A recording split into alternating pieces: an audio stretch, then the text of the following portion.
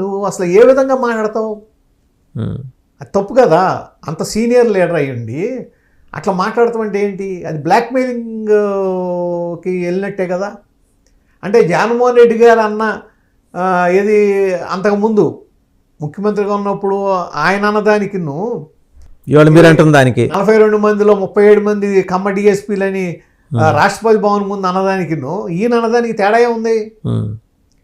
ఆయన అన్నది తప్పని మీరు అట్లుంది చంద్రబాబు నాయుడు గారి సెలక్షన్. మరి సెలక్షన్ కాదు, మీరే అంటున్నారు కదా ఏది నెమ్మదిగా ఉంటుంది, తెలియకుండా పక్కన పెట్టారని తెలియకుండా పక్కన పెడతారని మీరే అన్నారు. మీకు ఎక్స్పీరియన్స్ కదా, మీరు ఎన్ని చూసి ఉంటారు ఇప్పటికి జర్నలిస్ట్గా, ఆ సీనియారిటీ ఉంది కదా మీకు. అన్నీ అనుభవించిన వాళ్ళు ఆ విధంగా మాట్లాడకూడదు. అంటే పార్టీ మీద లేకపోతే నాయకుడి మీద ఆ విధమైన వేరే విమర్శ. ఎందుకంటే ఎప్పుడు చంద్రబాబు గారికి ఇట్లాంటి విపత్తులు ఎదురవుతుంటాయి, తాను నమ్మి పెంచి పోషించి మంచి పదవుల్లో కూర్చోబెట్టిన వాళ్ళే మళ్ళీ వెన్నుపోటు పొడుస్తారు. కానీ ఆయనకు మాత్రం వెన్నుపోటు అని ఆయనకి పేరు వస్తుంది. ఆయన సెలక్షన్ అట్లా ఉంది. ఎన్టీఆర్ సెలెక్ట్ చేసిన మొత్తం పార్టీని నమ్ముకొని నిలబడ్డారు.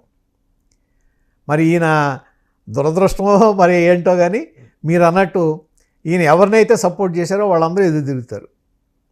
ఈయన వల్ల బాగా లబ్ధి పొంది పదవులు కానీ ఇంకా మ్యాక్సిమం లబ్ధి పొందుతారు, మ్యాక్సిమం విమర్శిస్తారు.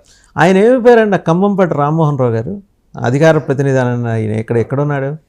పార్టీతోనే ఉన్నాడు. కానీ అంటే తెలంగాణలో బాధ్యతలే అప్పచెప్పారు ఆయనకి. ఇంకా తెలంగాణ ఇష్యూలో వీళ్ళేమి దాని మీద డెసిషన్ ఇంకా తీసుకున్నట్లేరు. నేను అనుకో తెలంగాణలో కూడా కూటమి పోటీ చేస్తుందేమో అనేది ఒక ఆలోచన. అందుకేనా మన కేసీఆర్ గారు ఫైర్ అయ్యారు ఒకసారిగా చంద్రబాబు గారి మీద. ఆ భయమే కూటమి పోటీ బీజేపీ ఇది కూటమి వస్తే మళ్ళీ చాలా స్ట్రాంగ్ గడ్డుకాలమే. కాంగ్రెస్ కూడా స్ట్రాంగ్గా ఉంది కాబట్టి ఈ మధ్యలో టీఆర్ఎస్ దెబ్బతినొచ్చు, బీఆర్ఎస్ దెబ్బతినొచ్చు అనేది.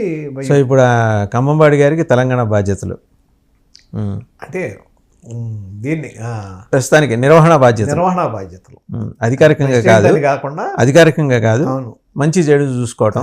ప్రెసిడెంట్ అది వేరే వాళ్ళని పెట్టుకుంటారు. పైన కూడా సమన్వయం చేసుకోవాలి కదా. ఏమన్నా చెప్తారేమో ఆయనకి. ఇంతకుముందు కూడా ఆయన్ని ఇక్కడే పెట్టారు ఎలక్షన్ ముందు కూడా. ఇప్పుడు మళ్ళీ ఆయనకి ఎన్న బాధ్యతలు చూడాలి. ఇంకా ఢిల్లీకి వచ్చేప్పటికి ఏంటి సార్, మన ఎంపీలు వాళ్ళు అద్దెకు తీసుకునే ఇళ్లలో పేకాటలు నిర్వహిస్తున్నారట.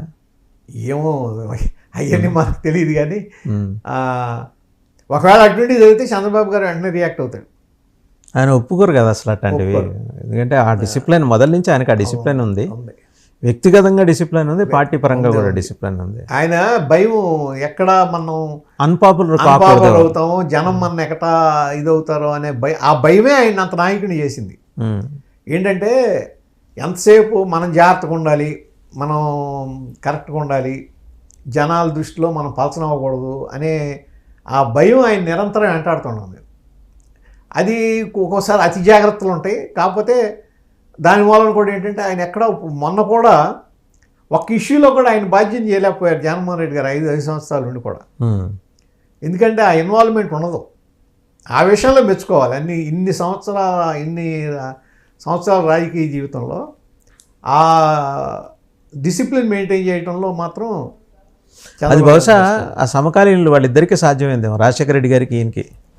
అంటే రాజశేఖర రెడ్డి గారి మీద ఆరోపణలు వచ్చేసినాయి.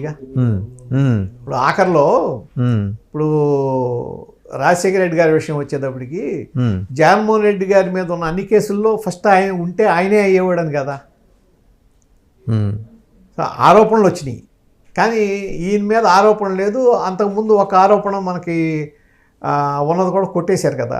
లక్ష్మీపార్వతి గారు చేసిందా? లక్ష్మీపార్వతి గారిది కాకుండా మనకి ఏలేరు స్కామ్ అది కోర్టు కొట్టేసిన తర్వాత. సో ఆయన అంతవరకు క్లీన్. రైట్. ఇంకా ఫైనల్గా చెప్పండి, ఏం కేసీఆర్ నాని గారు ప్రజానాయకుడు, విజయవాడ ప్రజానాయకుడు, మాజీ ఎంపీ, ఏం చేస్తున్నారు ఆయన? ఏముంది, ఆయన చక్కగా హ్యాపీగా ఎప్పుడు వస్తున్నాడు బీజేపీలోకి?